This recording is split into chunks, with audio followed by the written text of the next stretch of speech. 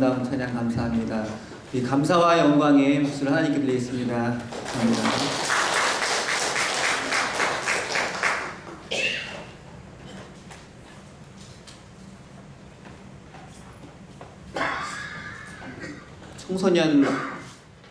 아이들이 고민하는 것 중에 한 가지가 키 때문에 많이 고민합니다. 키. 저도 고등학교 1학년 때까지 학교에서 2번, 3번이었습니다. 그러다 보니까 저보다 작은 친구들보다는 저보다 큰 친구들이 많았고 잘 대해주는 친구들도 있었지만 키 때문에 놀리는 친구들도 많이 있었습니다. 유독 우리말 중에 이 키를 가리켜서 놀리는 말들이 좀 많습니다. 조그만 것도 아니고 쬐깐하다 이야기하죠. 쥐똥만하다, 땅콩만하다, 난장이 뭐만하다, 뭐 이런 말들도 많이 합니다. 또 뭐 크다 말았다 뭐 이런 이야기도 하기도 하고요. 조금 우회적으로 말하면 우유를 더 먹어야 된다 뭐 이런 이야기를 하기도 합니다. 반대로 키가 크면 그냥 놀리는 말보다는 좀 이렇게 덕담 비슷한 말들이 많습니다. 뭐 늘씬하다, 시원시원하다, 우러러 보인다 이런 말들을 많이 합니다. 단지 몇 센치 더 작고 클 뿐인데 한편은 무시와 놀림의 대상이 되기도 하고 또 한편은 동경의 대상이 되기도 합니다. 이런 문화에서 아이들이 자라 보니까 전혀 뭐 삶이나 형편이 그렇게 힘들고 어렵지 않음에도 불구하고 키 때문에 아이들이 굉장히 많이 고민을 하고 또 부모님들도 그런 경험을 하면서 자라와서 그런지 자녀들의 키가 조금 작으면 굉장히 근심과 걱정을 합니다. 우유를 많이 먹이기도 하고 칼슘을 많이 먹이기도 하고 뭐 약을 먹이기도 하고 때로는 수술까지 하기도 합니다. 그래서 키가 좀 크면 그냥 별 생각 없거나 아니면 당당하게 살고 끝까지 키가 작으면 마음 한편에 그게 열등감이 되기도 합니다. 더군다나 우리나라는 땅이 작아서 그런지 이 크기 컴플렉스가 좀 있습니다. 집도 자동차도 다 커야 좋다 이런 생각을 하고 반대로 집이 작거나 혹은 자동차가 작거나 뭐 아무튼 소유하고 있는 것이 작으면 그 쓸모와는 상관없이 굉장히 좀 열등한 것으로 여기기도 합니다. 나라도 큰 나라를 좋은 나라라고 하기도 하고 작은 나라는 별 볼 일 없는 나라 이렇게 이야기하기도 합니다. 이렇게 큰 것은 좋은 것으로 작은 것은 그렇지 않은 것으로 생각하는 이 크기 컴플렉스가 우리나라도 그렇지만 아마 다른 나라도 많이 있는 것 같아요. 또 중국 같은 경우도 자기 자신을 대국이라고 부르면서 굉장히 자랑스러워하는데 땅이 넓고 작은 것 뿐이지 그 다른 차이는 별로 없는 것 같습니다.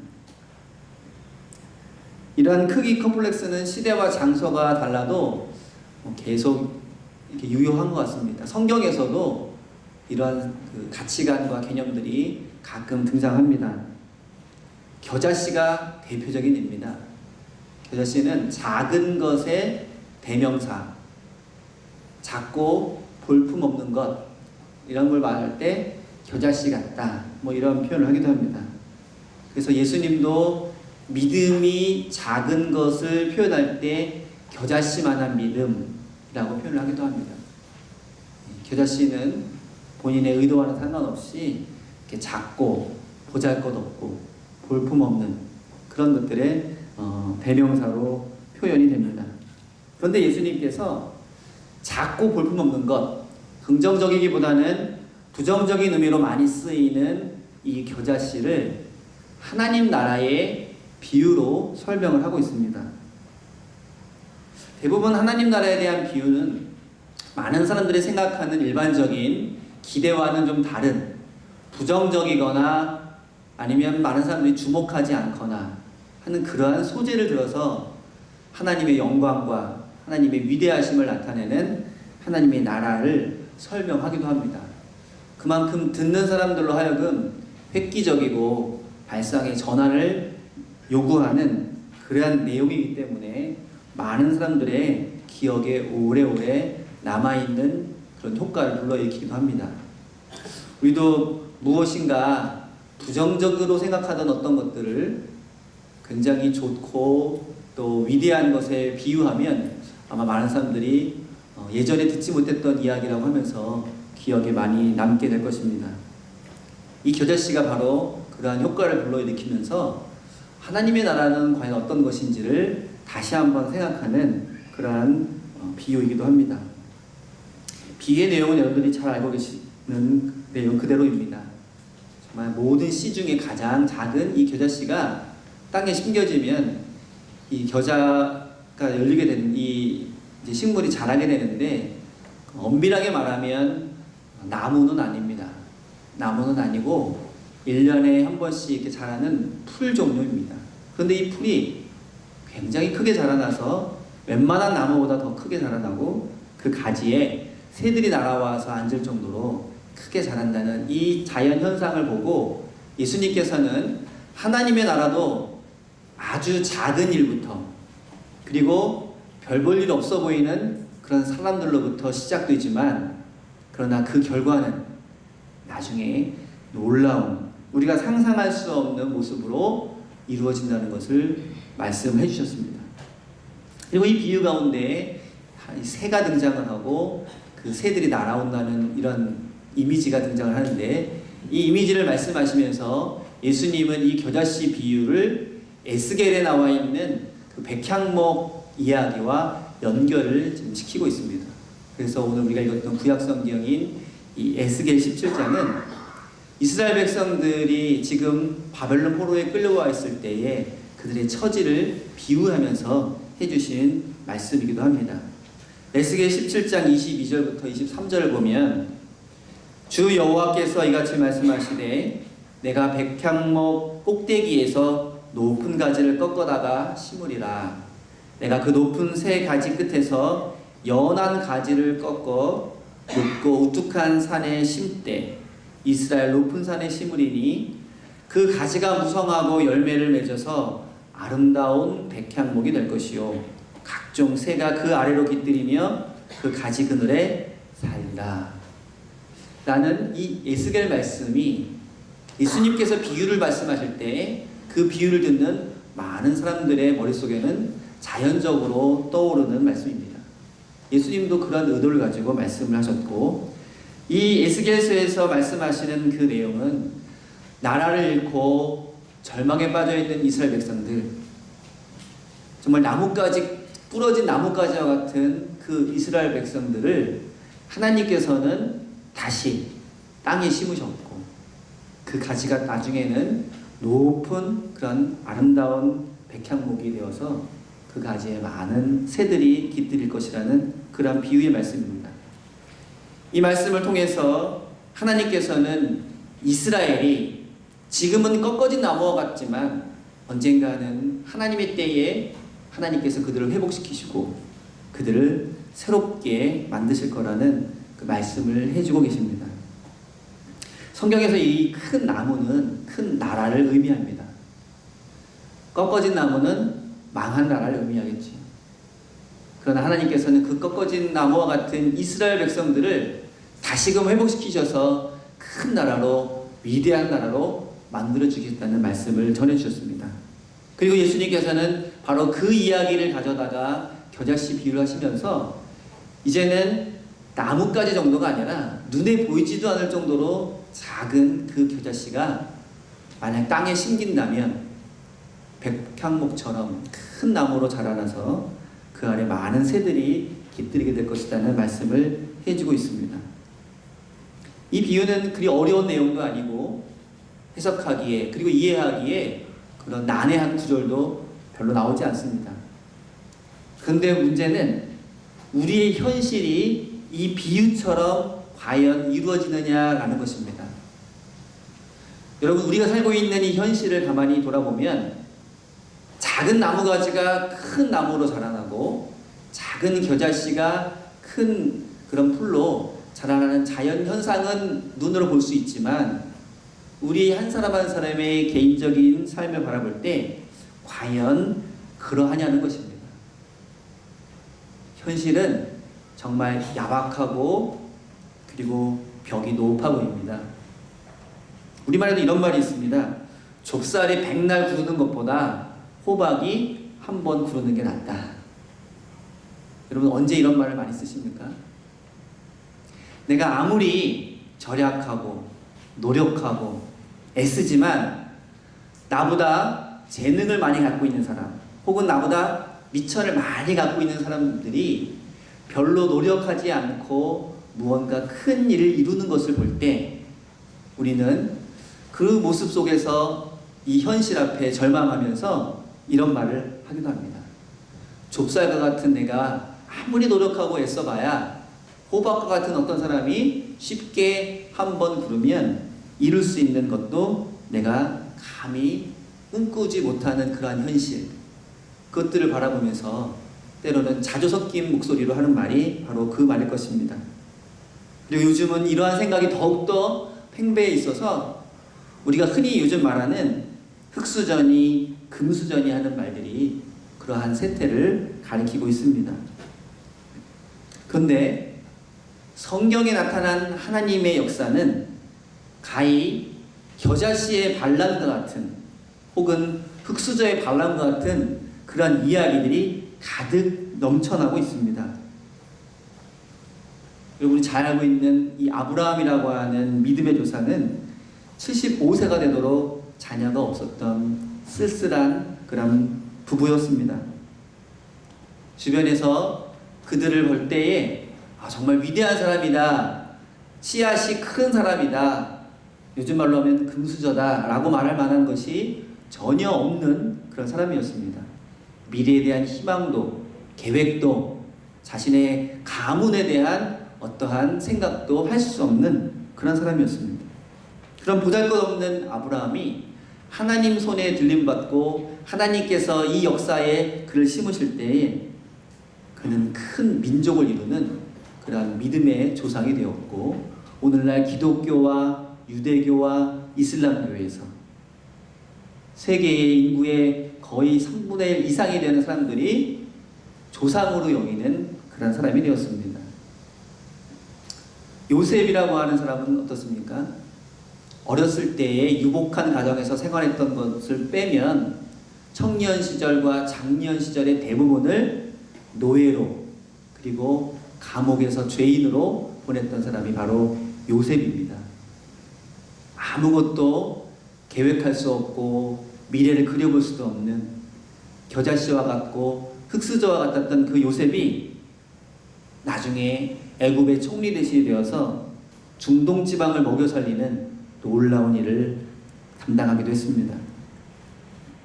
나일강에 버려졌던 히브리 노예의 아들인 이 모세는 날 때부터 그 삶이 만만치가 않았습니다. 넘어야 할 산도 많이 있었고 감당해야 할 일들도 많이 있었습니다. 그런데 그가 애굽의 왕자가 되었고 그 왕자가 돼서 살아갔던 그 시기가 황금기인 줄 알았는데 다시 광야에서 40년 동안 아무도 눈여겨보지 않는 양치기로 살았었고 그는 누구 하나 말 붙일 사람도 없어서 점점 말하는 데 자신이 없는 사람으로 그렇게 살아갔습니다. 그 역시 겨자씨 같고 흙수저 같은 삶을 마감할 줄로 그렇게 생각할 수밖에 없었습니다. 그랬던 모세를 하나님께서는 이스라엘 민족을 구원하는 지도자로 세우셨고 지금도 이스라엘의 가장 위대한 지도자로서 높임받는 사람이 되었습니다. 양치기였던 다윗도 그랬고 그 이후에 등장했던 많은 선지자들과 위대한 성경의 인물들은 정말 큰 씨앗이라고 볼 수 없는 금수저라고 볼 수 없는 그런 사람이었음에도 불구하고 하나님께서 그를 택하셔서 비교할 수 없는 놀라운 일들을 이룰 수 있도록 해주셨습니다. 신약시대에 들어와서는 더 분명하게 이러한 하나님의 역사를 볼 수 있습니다. 누구보다도 우리 예수님께서는 왕궁의 왕자로 태어난 것도 아니고 귀족으로 태어난 것도 아니었지만 오히려 구유에서 태어나시고, 그리고 그 당시에 목수의 아들로서 정말 막노동을 하면서 살아갈 수밖에 없는 그런 비천한 신분이었지만, 그러나 그 예수님께서 인류를 구원하시는 구세주로 우리는 그분을 바라보고 있습니다. 예수님의 제자들도 어떻습니까? 어떤 사람은 어부였고, 어떤 사람은 농부였고, 어떤 사람은 열혈당원이었고, 어떤 사람은 멸시와 천대를 받는 세리였습니다. 학벌도 지위도 없는 그런 사람들, 누가 봐도 겨자씨 같고 누가 봐도 흙수저 같았던, 아무도 주목하지 않는 그러한 사람들이 인류 역사를 바꾸는 기독교 선교의 주역을 담당하는 그런 사람들이 되어서 오늘날 우리는 12사도로 예수님의 제자로 바라보고 있습니다. 이렇게 하나님의 놀라우신 역사는 그 시작이 매우 미미하고 매우 보잘것없는 그런 일부터, 혹은 그런 사람들로부터 시작되는 경우가 너무나도 많이 있습니다. 성경을 벗어나서 기독교 역사에도 그런 일들이 굉장히 많이 있는데, 유명한 그 미국 선교의, 미국 부흥의 그런 과정을 담은 그런 동영상을 제가 언제 한번 본 적이 있습니다. 그 영상을 보니까 우리가 스쳐 지나갔던 이름들이 다 연결되어서 이렇게 겨자씨가 큰 나무를 이루는 것처럼 놀라운 일들을 보여주는 그런 내용이었습니다. 19세기 중반 미국의 한 교회에 주일학교 선생님이 있었습니다. 그 선생님의 이름이 에드워드 킴볼이라는 선생님입니다. 근데 그 킴볼 선생님이 주일학교 교사를 하면서 보니까 자기 반에 한 학생이 결석을 너무 자주 하는 거예요. 그래서 그 이유를 알아보니까 그 학생이 학교를 제대로 다니지 못해서 글을 읽을 수 없고, 그러니까 예배 시간에 성경을 읽을 때 자기만 혼자 못 읽으니까 부끄럽고 창피해서 교회를 너무 자주 빠지는 겁니다. 그래서 선생님이 그 아이가 있는 곳으로 가봤더니 그 아이는 구두 수선을 배우는 그런 노동자였습니다. 소년 노동자. 그래서 그 가게에서 선생님이 정기적으로 찾아가서 글을 알려주고 성경 읽는 것을 알려줬습니다. 그렇게 몇 번을 찾아가면서 아이에게 글도 알려주고 성경 말씀도 들려주던 선생님께서 그 아이가 진정으로 예수님을 만날 수 있도록 함께 기도하며 복음을 전했습니다. 그 선생님 때문에 복음을 접했던 그 아이는 하나님께서 자신을 얼마나 사랑하시는지를 깨닫고 그 하나님의 사랑을 다른 사람에게도 전달하기 위한 그런 복음 전도자가 되기로 결심했습니다. 그리고 그 복음을 전하는 복음 전도자가 되어서 평생을 그 복음에 자기 일생을 바치는 그런 사람이 되었습니다. 바로 그 소년이 무디입니다. 드와이트 무디는 어렸을 때 구두 수선공이었고 글자를 알지 못하는 그러한 교육받지 못한 어린 소년이었는데, 한 이름 없는 선생님이 애정을 가지고 그 아이를 만나고 복음을 전했던 그 작은 일이 이 무디를 세계적인 전도자로 만들었던 것입니다. 이 무디가 세계를 다니면서 복음을 전하는데 언젠가는 영국의 작은 교회에서 설교를 했습니다. 근데 그 무디를 초청했던 그 영국 교회의 목사님이 그 무디 선교사의 설교에 큰 도전을 받고, 나도 이렇게 개 교회에서만 평생을 보낼 것이 아니라 복음을 듣지 못하는 많은 사람들, 또 많은 젊은이들에게 복음을 전하는 사람이 되어야 되겠다 하면서 복음 전도자로서의 일을 시작했습니다. 그 목사님이 프레드릭 마이어라는 그 목사님이었는데, 또 이분도 세계를 다니면서 복음을 전했습니다. 그러다가 공교롭게도 무디 신학교에서 강의를 하게 되었습니다. 예전에 무디를 초청해서 설교를 들었었는데 이제는 그 목사님이 무디 신학교에 가서 강의를 하게 된 겁니다.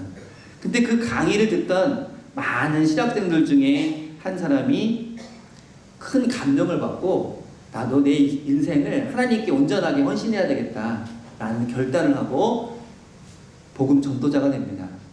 그분이 바로 윌버 체프만이라는 사람인데 미국에서는 굉장히 유명한 복음 전도자입니다.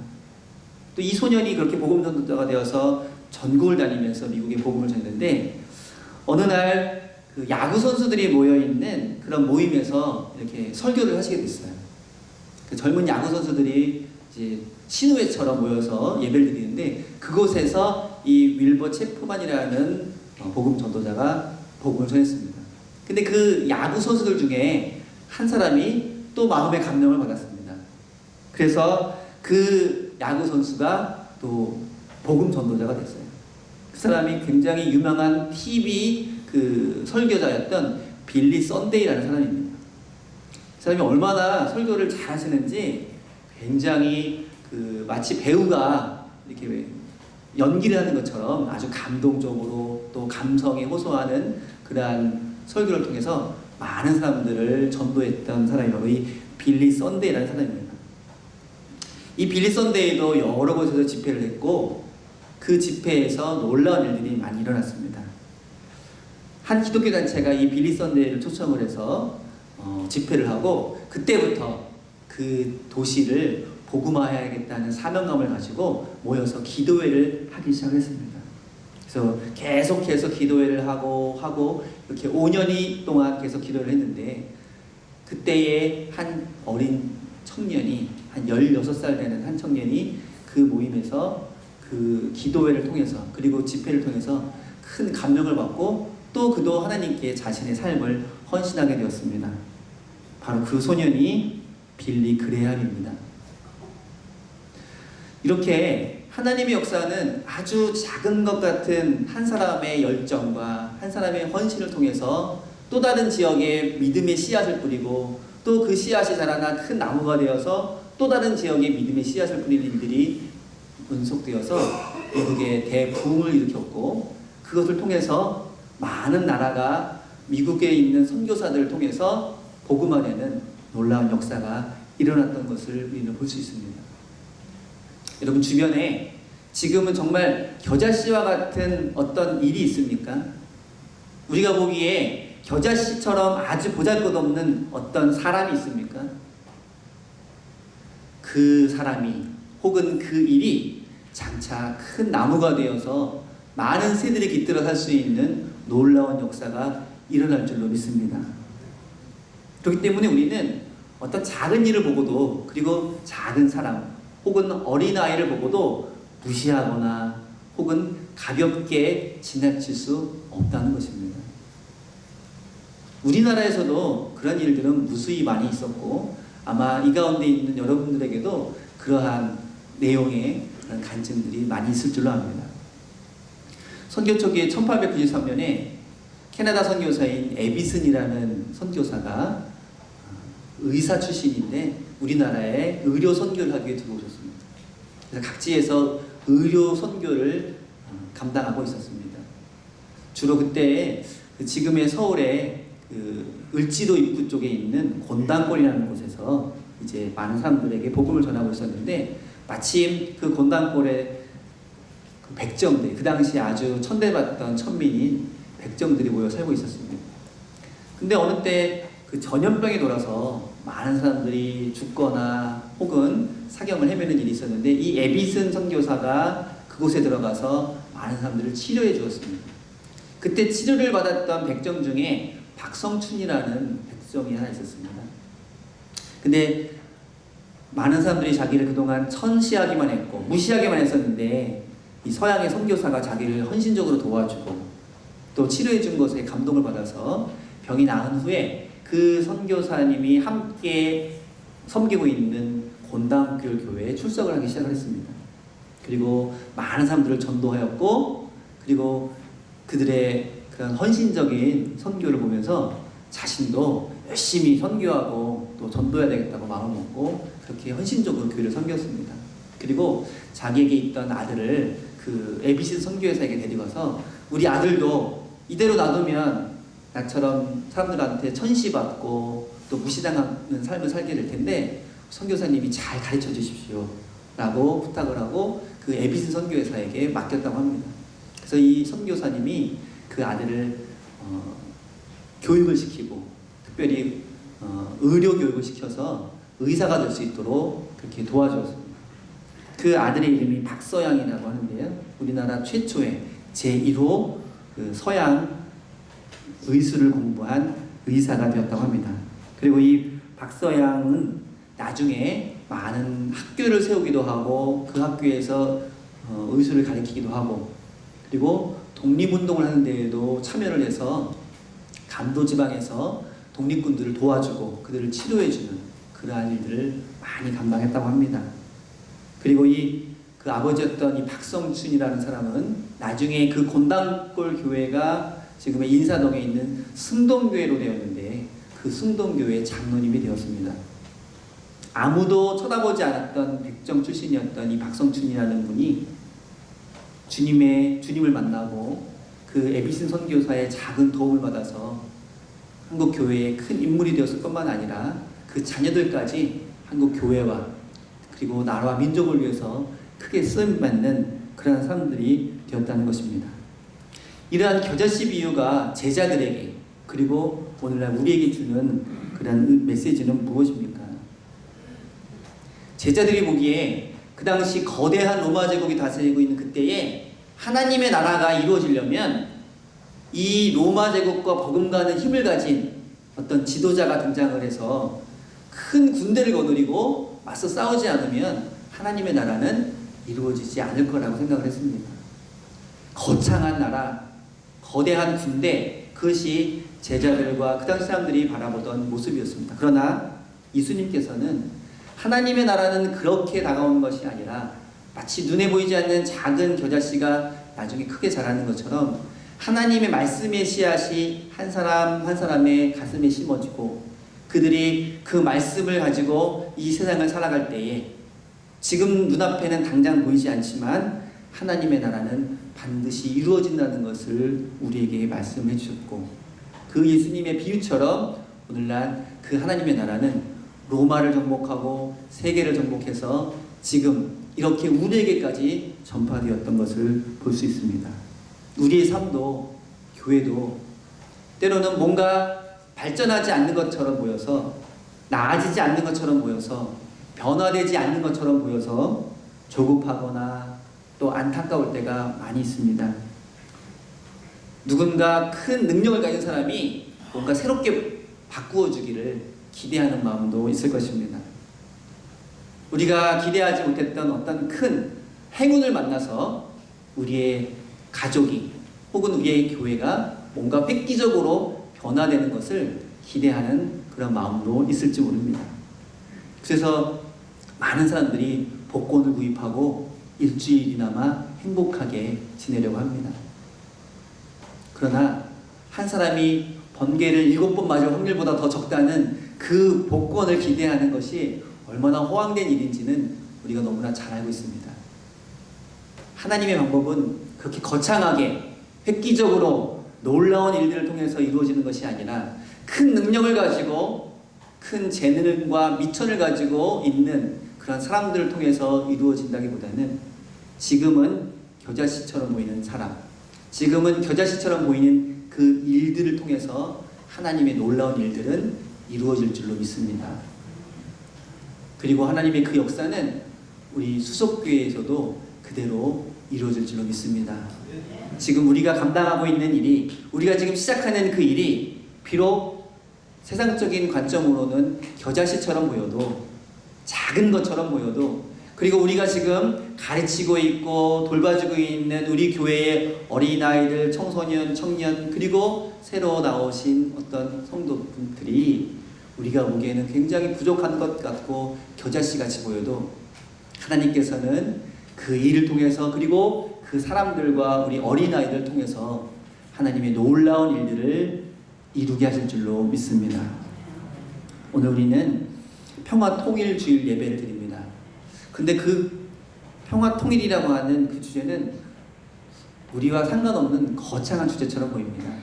우리처럼 이 작은 교회가 우리나라의 평화통일을 위해서 할 수 있는 일이 무엇이 있을까 생각해보면 우리와는 거리가 먼 일처럼 보입니다.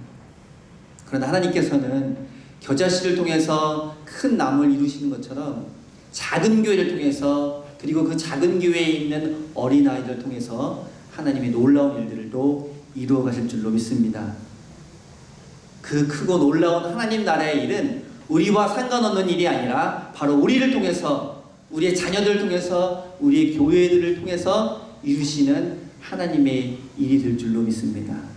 그 믿음을 가지고 오늘도 겨자씨를 심는 저와 여러분 되기를 바랍니다. 지금 우리 어린이 교회학교와 청소년부가 여름 성경학교를 지내고 있는데 우리가 보기엔 별것 아닌 것 같습니다. 아이들 모여서 노래하고 춤추고 같이 어울려 노는 1박 2일로 캠프 다녀오는 그냥 1년에 한 번 있는 행사처럼 보입니다. 하지만 그러한 일들을 통해서도 하나님의 놀라운 역사는 계획되고 실행되고 있는 줄로 믿습니다. 그 한순간에 하나님을 만나고 하나님의 음성을 들은 우리의 어린아이들이 장차 이 나라와 이 민족을 위해서 크게 쓰임받는 그러한 큰 나무로 자라나기를 기대하면서 기도해 주시는 저와 여러분들이 되시길 바랍니다. 하나님께서는 이 수석교회를 통해서도 겨자씨를 심으시고 그 씨앗이 자라나 큰 나무로 이루어질 줄로 믿습니다. 함께 씨앗을 심고 기도하는 저와 여러분 되시기를 바랍니다. 기도하겠습니다. 하나님 아버지 감사합니다. 오늘도 부족하고 연약한 저희들을 하나님의 전에 불러주셔서 귀한 말씀으로 나누게 하여 주옵시고 하나님의 크신 뜻과 은혜와 사랑을 함께 나누게 하시니 감사드립니다. 세상 사람들이 보기에 또 우리 자신의 눈으로 보아도 겨자씨와 같은 우리의 모습들, 부족하고 연약하기만 한 우리의 모습들이 하나님께 어떻게 쓰임받을지 잘 알지 못하고 깨닫지 못해서 그동안 주저하고 그리고 머뭇거리고 있었다면 하나님, 이제는 작지만 하나님께서 귀히 여기시는 우리의 삶을 주님께 드리게 하여 주옵소서. 부족하고 연약하지만 작은 일을 통해서 큰 일을 이루어가시는 하나님을 바라보며 우리 교회에서 작은 일이라도 주님을 위해, 복음을 위해 심고 또 가꾸는 저희들 될 수 있도록 인도하여 주옵소서. 아무것도 알지 못하고 교회에서 뛰어다니는 우리의 아이들이 우리 교회의 겨자씨인 줄로 믿습니다. 하나님, 그 아이들 통하여서, 우리의 자녀들을 통하여서, 우리의 가정들을 통하여서, 그리고 우리의 교회를 통하여서 하나님의 놀라운 일들을 감당할 수 있도록 주께서 함께하여 주옵시고 인도하여 주옵소서. 그 믿음으로 오늘도 믿음의 씨앗을 심으며 가꾸는 저희 모두가 될 수 있도록 인도하여 주옵소서. 감사드리며 예수님의 이름으로 기도드립니다. 아멘. 하늘에 계신